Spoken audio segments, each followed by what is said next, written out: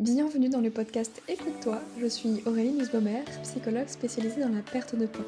Dans ce podcast, on va aborder tout ce qui touche aux problématiques de poids d'un point de vue psychologique, parce que ma spécialité, c'est les freins et blocages inconscients qui vous empêchent de maigrir. Je vous souhaite une bonne écoute.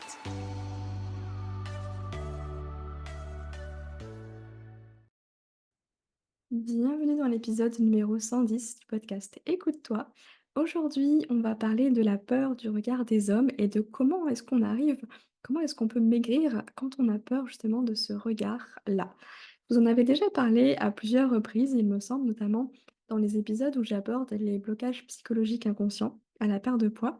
Eh bien, il peut y avoir cette crainte justement d'être regardé, d'être désiré, que ce soit lié à un événement qui s'est passé ou simplement à des croyances que l'on va avoir, à des choses que l'on a pu expérimenter, vivre, entendre. Et on a très peur souvent de maigrir parce que on se dit, ou on ne se dit pas en tout cas, mais c'est inconscient, que bah, forcément si on perd du poids, on va attirer davantage les regards. On va être plus séduisante. Et il y a un risque du coup qu'on se fasse embêter par des hommes avec peut-être des propos pas très respectueux ou carrément la peur d'être agressé physiquement, sexuellement par les hommes. On va parler un peu de tout ça. Je vais vous donner des pistes de réflexion et des exercices à mettre en pratique dès aujourd'hui pour vous aider justement à sortir de cette peur si vous vous reconnaissez un peu là-dedans. La première chose, à savoir, c'est encore une fois, je le répète très souvent, mais c'est important que vous puissiez bien le comprendre, votre poids, il n'est pas là pour vous embêter. S'il est là, c'est qu'il a estimé, que vous aviez besoin de ça pour vous protéger. Protéger de quoi? Et ça, c'est la grande question. Dans cet épisode, on va partir du principe que c'est de vous protéger justement du regard des hommes ou en tout cas de ce que ça peut impliquer. La peur des hommes peut-être de manière générale, que ce soit, d'ailleurs peut-être même, l'homme avec un grand H parce que ça peut être la peur des êtres humains en tant que tels parce que forcément on va être, plus visible pardon et donc bah, plus sujet aux critiques, aux remarques et bah, ça on n'a pas forcément envie et souvent, enfin quelquefois, je vais arrêter de dire souvent, il y a des personnes qui vont se cacher derrière, ces kilos supplémentaires et ça paraît un peu contradictoire parce qu'on se dit, bah, au contraire, si on est en surpoids, c'est qu'on prend plus de place, c'est qu'on nous voit davantage, mais c'est aussi une sorte de carapace pour cacher qui on est au fond de soi. C'est souvent pour cacher d'ailleurs une sensibilité, hein, nos émotions, une hypersensibilité, bref, un peu tout ça. Donc déjà, la première chose que j'ai envie de vous dire, c'est que si aujourd'hui vous vous retrouvez dans cette peur du regard des hommes et que c'est lié à quelque chose que vous avez réellement vécu, c'est-à-dire un traumatisme, par exemple, que ce soit des moqueries, que ce soit une agression ou carrément un viol, hein, donc ça va jusque-là, bah forcément, votre inconscient, il a associé le persécuteur, en tout cas la personne qui a fait ça, au fait d'être peut-être mince à ce moment-là. Vous allez me dire si ça vous parle ou pas, mais malheureusement pour les personnes qui ont vécu réellement des agressions, ça s'est probablement passé avant, c'est-à-dire quand vous étiez «mince» entre guillemets, quand vous n'aviez pas de problème de poids et qu'inconsciemment, ben, il y a eu un truc qui s'est passé en se disant, enfin en tout cas votre corps, votre inconscient, il s'est dit: «Bon bah, pour que ça n'arrive plus jamais, je vais mettre en place un rempart, entre moi et les autres pour être sûre de, ne pas être attirante, de repousser, le monde, de repousser les hommes, mais surtout, bah, voilà, de me préserver, de me protéger dans ma petite carapace, dans ma coquille, à ce moment-là. C'est une hypothèse. Si ça vous parle, bah, peut-être que justement vous avez commencé à prendre du poids à partir du moment où il y a eu cet événement traumatisant, heu, qui s'est passé. Mais au-delà de ça, ça peut être un «traumatisme» entre guillemets que vous avez vécu, non pas vous, mais qui vous a été raconté. Peut-être que c'est une amie qui a vécu ça, peut-être que c'est votre mère, votre tante, une personne que vous connaissez de près ou de loin et qu'il y a eu cette crainte, cette association encore une fois qui s'est faite de manière inconsciente dans votre esprit de, ben, être mince, c'est être en danger. Parce que ça veut dire attirer le regard, d'hommes, malveillants et potentiellement être agressé par derrière. Donc bah, qu'est-ce qu'on fait? Bah, on va se protéger, hein, ça paraît logique, évident. Sauf qu'on ne le fait pas consciemment tout ça, donc c'est notre corps qui prend le relais à ce moment-là. Notre corps, bah, il prend le relais comment? Bah, avec ses kilos supplémentaires pour encore une fois nous protéger et bah, repousser justement, ce qu'il considère comme dangereux, donc là, les hommes, le regard des hommes et cetera. Et si c'est pas quelque chose que vous avez vécu ou qui a été vécu dans votre entourage, proche ou moins proche, c'est peut-être plus des croyances inconscientes. Peut-être que vous avez entendu, étant petite ou, je sais pas, à l'école, dans les médias, qu'importe, bah, cette association de, bah, quand on est mince, forcément on va se faire agresser. Un petit peu comme, vous savez, les personnes qui, ont subi un viol et après coup on va leur donner entre guillemets, on va leur faire porter la responsabilité de ce viol-là en leur disant: «Bah, fallait pas t'habiller comme ça». Donc non seulement c'est horrible, mais surtout c'est complètement faux. Parce que aucune manière de s'habiller, aucune manière d'être ne devrait être une espèce d'autorisation à l'autre de nous faire du mal. Je sais pas si vous voyez un petit peu où je veux en venir? Et du coup, bah, forcément, si vous avez entendu ça, si vous avez, je sais pas, lu des faits divers ou toujours entendu un peu ce même discours, bah, forcément, il y a peut-être, une croyance qui s'est logée, dans votre inconscient ou être mince, c'est être, je ne sais pas, vulgaire, c'est être, aguicheuse et du coup, bah, c'est mal d'être comme ça. Donc il faut surtout pas être mince. Donc bah, qu'est-ce qu'on fait? On va faire tout l'inverse, c'est qu'on va prendre du poids pour encore une fois se préserver de ce potentiel danger, pour éviter à tout prix parce que forcément, si les personnes minces sont «responsables» entre guillemets des agressions qu'elles ont subies, bah, le seul moyen de l'éviter, bah, c'est de pas être mince. Comme ça, on est responsable aussi. On garde sa responsabilité, mais à l'inverse, en se protégeant. Mais vous avez bien conscience, j'imagine, que ça fonctionne pas comme ça et qu'il y a probablement, j'ai pas les stats, les chiffres, il y a autant de personnes en surpoids qui se font agresser que de personnes, avec un IMC normal qui se font agresser. Donc le poids, c'est pas un facteur, qui va déterminer si on a plus de chance alors «chance» entre guillemets encore une fois, hem de se faire agresser ou non. Mais forcément dans l'inconscient collectif, bah, si on attribue, la responsabilité d'une agression à une femme parce qu'elle a porté une jupe ou une robe, bah, on peut en déduire, tout le reste. Et forcément, bah, inconsciemment, on va se préserver, on va se protéger avec les moyens qu'on a à nos dispositions. C'est-à-dire, bah, notre inconscient qui fait des associations parfois bêtes et méchantes, mais encore une fois, c'est pour votre bien, c'est pour nous préserver, nous protéger et c'est là où ça va être important de travailler justement sur cette perception et sur ses propres croyances. Si par exemple vous étiez, dans cette peur du regard des hommes à cause d'un événement que vous avez vraiment vécu, à ce moment-là, ce sera plus de traiter, cet événement, de traiter le traumatisme. Pour ça, vous avez des thérapies comme le MDR, vous avez le rythmo, vous avez l'hypnose, il y a plein d'outils qui peuvent vous aider justement à travailler sur ce traumatisme-là et je vous encourage à vous faire accompagner par un professionnel qualifié à ce moment-là. Par contre, si c'est plus des croyances inconscientes et des associations que votre inconscient il a fait, tout simplement sans avoir, vécu du coup de tel traumatisme-là, eh bien, ça va être plutôt de travailler sur vos croyances, sur vos pensées. Et la première chose, bah, c'est déjà de vous demander, bah, justement, quand vous avez lu le titre de cet épisode de podcast, «Comment maigrir quand on a peur du regard des hommes», typiquement à quoi vous avez pensé? Quelle a été votre première pensée? Quelle a été votre émotion, votre ressenti en lisant tout ça? Ne serait-ce que le regard des hommes, qu'est-ce que ça vous inspire? Est-ce que ça vous inspire confiance? Ou à l'inverse, est-ce que ça, génère un sentiment d'anxiété, d'angoisse? Est-ce que vous arrivez à aller plus loin que ça? Quand on parle du regard des hommes, c'est quoi dans le regard, à ce moment-là? Et on va remonter dans la tête, du coup, c'est-à-dire que quand vous pensez au regard des hommes, c'est pas juste le regard, c'est vous imaginez ce que lui est en train de se dire à propos de vous et c'est probablement ça qui vous fait peur. et c'est probablement des propos, beh, voilà, déplacés, irrespectueux, qui vont dépasser les limites. Est-ce qu'aujourd'hui, vous arrivez à vous dire que c'est juste une perception? Que heureusement, tous les hommes ne sont pas comme ça? Et en fait, c'est là où je vais vous proposer un exercice et c'est là où va être tout l'enjeu de ce travail-là, c'est de montrer à votre inconscient que en fait, cette association-là, que les hommes sont dangereux, si on reprend de manière très, basique, ce n'est qu'une façon de percevoir, les hommes.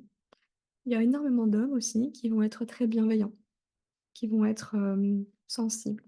Bref, on met tous les qualificatifs qu'on veut, mais en fait, c'est de faire la balance, d'enlever ces lunettes de «les hommes sont dangereux» pour mettre une paire de lunettes qui vous permet de voir le monde de manière un peu plus apaisée, un peu plus confiante. Mais ça va demander de passer par l'expérience aussi. Mais avant de passer par l'expérience, bah, c'est déjà de travailler sur vos croyances, sur vos pensées. Faites la liste de toutes les personnes, de tous les hommes que vous connaissez, qui sont à l'inverse de, cette dangerosité à laquelle vous les associez. Faites la liste de tous les hommes, que vous connaissez ou que vous ne connaissez pas personnellement, mais ça peut être, vous savez, même des personnages, dans des livres, dans des films, dans des séries, qui peuvent vous inspirer, bah, justement la bonté, la bienveillance. Parce que, votre inconscient, il a juste besoin de comprendre qu'il y a une multitude, d'hommes et de personnalités, de caractéristiques. Là, vous êtes plus dans le biais de négativité, où en fait vous allez retenir davantage le négatif, encore une fois, dans le but de survivre, quand c'est vraiment un instinct de préservation de l'espèce, de conservation. Mais aujourd'hui, ça vous empêche, bah, justement, de maigrir. Parce que vous êtes coincé dans cette croyance, qui ne vous aide pas à vous sentir en sécurité en vous projetant avec un corps, plus mince, avec ces kilos de protection en moins. Et une fois que votre inconscient il a compris que, bah, en fait, les hommes ne sont pas tous malveillants et que vous avez autant d'expériences, positives dans le sens où, bah, reprendre contact avec certaines personnes et puis vraiment de vivre, des relations, qu'elles soient juste amicales ou professionnelles, avec des hommes qui sont, bah, justement, bienveillants et cetera. Ça va vous permettre de reprendre confiance et du coup de reprogrammer votre inconscient parce que ce sera plus: «Les hommes sont dangereux». Ça ne prendra plus le dessus.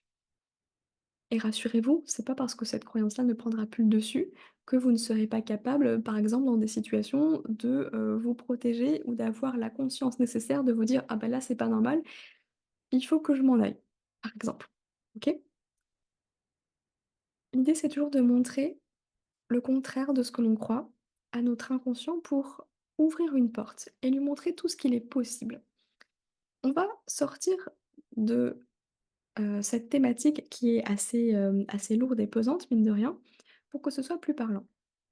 Imaginons que, vous ayez une fleur.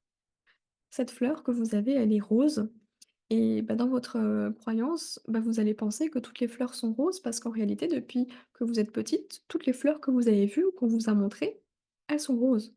Donc vous avez même pas dans la tête l'idée que vous pouvez trouver des fleurs blanches, jaunes, violettes et cetera. Jusqu'au jour où on va vous montrer une fleur d'une autre couleur. Jusqu'au jour où vous allez tomber sur une fleur d'une autre couleur. Et plus vous allez vous confronter à toutes les autres couleurs, possibles dans le domaine des fleurs, plus vous allez, vous rendre compte qu'en fait, bah, toutes les fleurs ne sont pas roses. Est-ce que vous voyez un petit peu où je veux en venir? C'est-à-dire que quand on sort du contexte un peu dramatique effectivement, du sujet qu'on aborde aujourd'hui, eh bien l'idée c'est de voir qu'il y a toutes les couleurs possibles à ce moment-là. Ça veut dire que, bah, oui, dans le monde entier, bien sûr qu'il y a des personnes malveillantes, mais il y a aussi beaucoup de personnes bienveillantes. C'est juste que votre inconscient, il va avoir tendance à capter, hem et surtout à valider nos croyances via le biais de confirmation. Je ne sais pas si vous vous en souvenez, on en a déjà parlé. Le biais de confirmation, c'est un raccourci dans notre cerveau qui va scanner un peu l'environnement et qui va faire en sorte de, trouver tous les éléments, pour prouver qu'on a raison. Imaginons, bah, vous rentrez dans une pièce où, il y a, je sais pas, 60 de fleurs roses et 40 de fleurs, jaunes. Bah, votre inconscient, il va vous dire: «Ah bah, tu vois, j'avais raison, il y a plus de fleurs roses». Parce que vous allez capter, davantage ces fleurs roses-là, plutôt que ces fleurs jaunes, parce que c'est comme si vous ne les voyiez pas, parce que ça fait pas partie de votre système de croyance. Votre paire de lunettes, elle fait le tri, elle filtre tout ça. Du coup, votre paire de lunettes, bah, elle va vous montrer que ce que vous croyez. En tout cas, elle vient chercher des preuves pour vous prouver que vous avez raison. Donc effectivement, si vous avez la croyance que les hommes sont dangereux, dans votre quotidien, vous allez avoir des preuves qui viennent valider cette croyance-là. À travers des faits divers, dans les médias, c'est ce que vous allez retenir d'un film, d'un livre, de ce qu'on vous a raconté dans une journée, et cetera, et cetera. Je dis pas que ça n'existe pas ou qu'il faut pas, y faire attention, pas du tout. Je dis qu'il faut juste nuancer. La vie, encore une fois, elle est pas blanc ou noir, blanche ou noire. Il y a des nuances de gris et c'est là, en fait, où vous allez avoir la possibilité d'agrémenter votre arc-en-ciel, d'avoir plus de couleurs dans votre vie pour vous permettre de choisir les couleurs qui vous font envie à chaque instant. Imaginez, vous avez une armoire, vous avez que des vêtements noirs. Bon, bah, vous vous posez pas 15 000 questions. Bah, vous allez mettre du noir. Sauf que si vous commencez à avoir un peu plus de couleurs dans votre armoire, bah, il y aura des jours où vous allez avoir, je sais pas, un état d'esprit qui vous donnera envie de porter du jaune. Et puis un autre jour, vous allez avoir un état d'esprit qui vous donnera envie de porter du noir. Et puis un autre jour, un état d'esprit où vous allez avoir envie de porter du rose.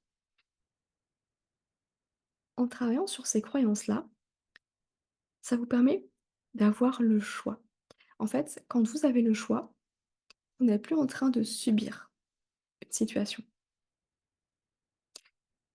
Si vous arrivez à vous détacher peu à peu de cette croyance que tous les hommes sont dangereux, non seulement vous allez avoir, vous n'allez plus subir en fait ce poids inconscient, hein, littéralement, mais vous allez pouvoir vous détendre beaucoup plus facilement dans certaines situations.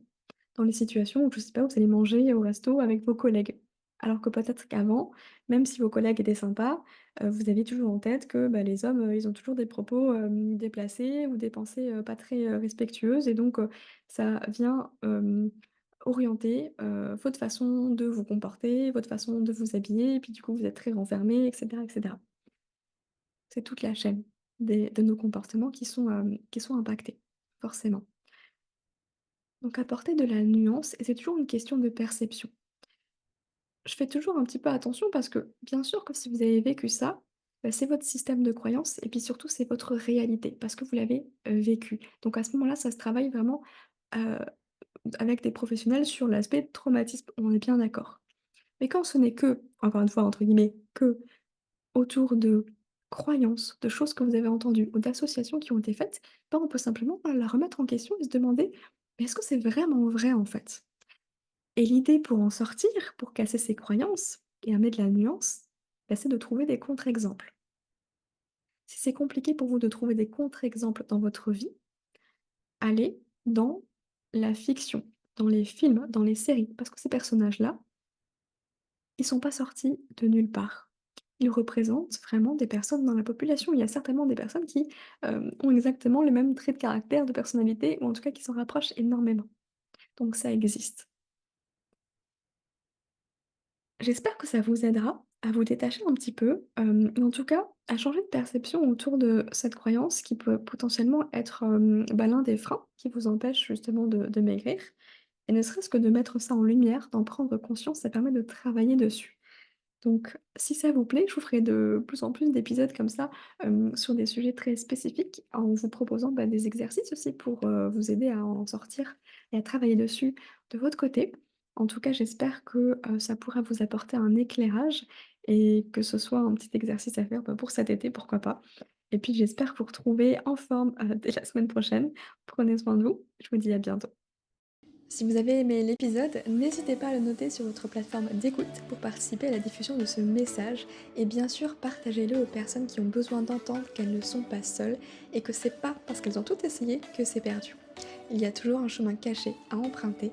Je vous propose justement une approche plus psychologique avec Mincir autrement. Merci pour votre soutien, prenez soin de vous.